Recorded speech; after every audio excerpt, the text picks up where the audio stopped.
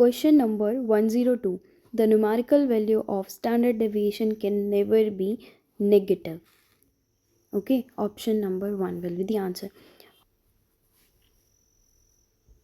103. There is a triangle ABC in which A, B, C, in which AD is drawn from the A to side BC. Okay, find out the triangle, area of triangle if the length of AB is 10, BC is 18, this complete one is 18. Okay, and AD is root 41. Here we are going to use a theorem which states that AB square plus AC square equals twice of AD square plus BD square. Okay, this theorem is a Apollonius theorem. Okay, from here we will just directly find out AC, and then we will directly apply Heron's formula to find the area of triangle. So putting the values in that theorem will give us AB square यानी 10 का square plus AC square that we have to find out equals 2 into AD square is 40 root 41 का square which will be 41 plus BD square that is 9 का square that will give us 81. That will give us 81. BD हमारे पास 9 कैसे आई, क्योंकि median दे रखा है ना, और median divide the base into 2 equal parts, तो 18 का हाफ हो जाएगा, that will be 9. Okay, further solving this AC का स्क्वायर हमारे पास आएगा. इसको अगर हम सॉल्व करेंगे ये कितना आ जाएगा, ये आएगा 122, और 122 इंटू 2 को मल्टीप्लाई करेंगे तो 244, राइट. 244 माइनस 100 क्योंकि इसका square which will give us 144 and AC square equal to 144. तो AC कितनी आ गई, 12. AC आ गई 12. ठीक है, अब हेरोन्स फॉर्मूला अप्लाई करेंगे, सेमी पैरामीटर निकालेंगे. S होता है A plus B plus C by 2. Our A is 10 plus 18 plus 12 by 2. ये हमारी साइड्स ऑफ ट्राइंगल हो गई. ऐड करें 30 10 plus 10 plus 10 30, and again 8 plus 2 will be 40 by 2 which will give us 20. S आ गया हमारा. तो एरिया ऑफ ट्राइंगल होता है, area of triangle is given by under the root S minus A S minus B into S minus C. हमारा S आ चुका है 20 under the root 20 minus A यानी 10, तो 10 आ जाएगा. एंड 20 माइनस B यानी 18 which will give 2, and then 20 minus C is 12, 20 minus 12 will be 8. Okay,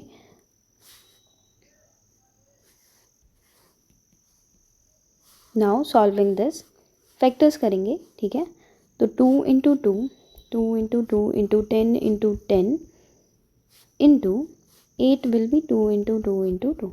ठीक है, डायरेक्ट भी निकाल सकते थे हम इसको, माइंड में कैलकुलेशन कर सकते थे बिकॉज इतनी बड़ी कैलकुलेशन नहीं है. So this will give us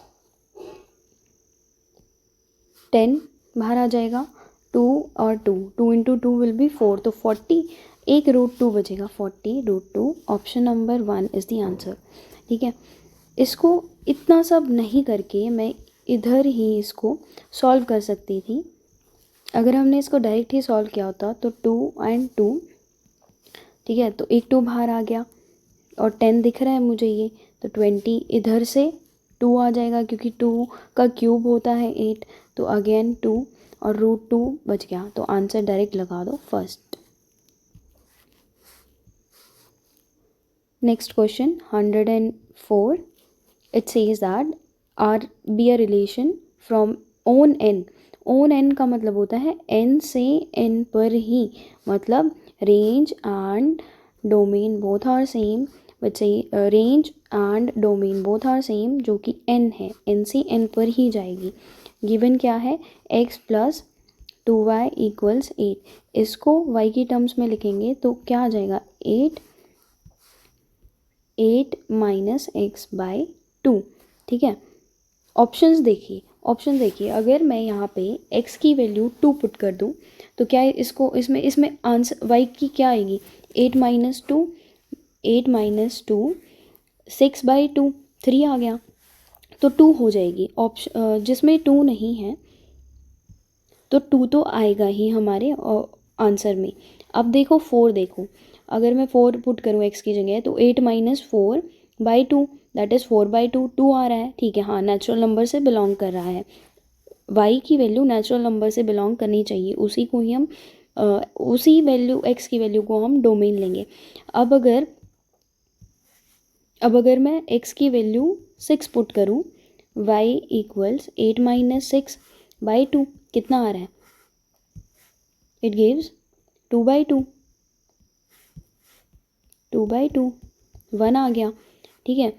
अब एक बार 8 और पुट कर, माइंड में ही कैलकुलेशन करनी होती है, ये तो मैं आपको करके दिखा रही हूँ बिकॉज इतनी बड़ी कैलकुलेशन नहीं है.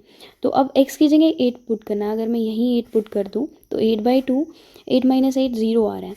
लेकिन 0 जो है वेल डिफाइन तो है, लेकिन 0 नेचुरल नंबर में बिलोंग नहीं करता है, तो हम जिस ऑप्शन में 8 है हम उसको कंसिडर नहीं करेंगे. तो सेकंड गया, सेकंड ऑप्शन नहीं होगा. थर्ड ऑप्शन, फर्स्ट ऑप्शन भी नहीं होगा क्योंकि उसमें 8 है, और 1 वाला भी नहीं होगा. आप पुट करके देख सकते हैं, 8 माइनस 1/2 पुट करें तो ये एक फ्रैक्शनल वैल्यू दे रहा है जो कि नेचुरल नंबर में बिलोंग नहीं करती. तो answer number is 3. 105. Question number 105. Side of triangle are this respectively, then area of triangle. देखो इसमें ह्यूरन्स फार्मूला डायरेक्ट अप्लाई होगा जो कि कहता है S equals A plus B plus C/2. और ये जो ABC है ये हमारी साइड ऑफ ट्राइंगल है. ठीक है, साइड्स ऑफ ट्राइंगल है. तो फर्दर अगर हम इसको सॉल्व करेंगे डायरेक्ट ही, अगर मैं सम करूँ माइंड में, मैं कैसे इस क्वेश्चन को करती, मैं पूरा नहीं लिखती, मैं डायरेक्ट ही इसमें माइंड में कैलकुलेशन कर लेती. मेरा 122 और 22 ये हो जाएगा 144, and 244 plus 20 will give 264/2 which will give 132. ठीक है, 132. अब मैं स्मार्टली खेलूँगी, मैं देखूँगी 132 आ रहा है और मैं ऑप्शंस चेक करूँ तो मैं ऑप्शन 2 को डायरेक्ट ही टिक कर दूँगी पूरा सॉल्व किए बिना ही. ठीक है, बाकी हम इसका पूरा सॉल्यूशन कर लेते हैं. एस आ गया. एरिया ऑफ ट्राइंगल होता है under the root s minus a, s minus b, s minus c. ठीक है, अब वैल्यूज़ पुट करेंगे, डायरेक्ट ही करूँगी मैं. एस मेरा आया था 132. ठीक है, 132 S minus A, 132 minus 122 will give 10 आएगा. 10 इंटू 132 माइनस 22 110 इंटू 132 माइनस 120 12. ठीक है, अब इसको सॉल्व करेंगे. 132 के फैक्टर्स क्या होते हैं, 12 इंटू 11, राइट, और इसके 11 इंटू 10 हो रहा है. ठीक है, 12 एक 12 है, एक 12 है, 11 है, 11 है. ठीक है, एंड 10 है. तो क्या बाहर आ रहा है, 1320. This will be the answer. Question number 106. F दिया हुआ है, एफ डैश निकालना है. अगर मैं एफ डैश डायरेक्ट डेरिवेटिव करूँ तो मेरा क्या आएगा, derivative equal to 100x to the power 99. Power कम हो जाती है. ठीक है, 99x to the power 98 dot dot dot +1. ये जो 1 है इसका डेरिवेटिव 0 हो जाएगा, ठीक है।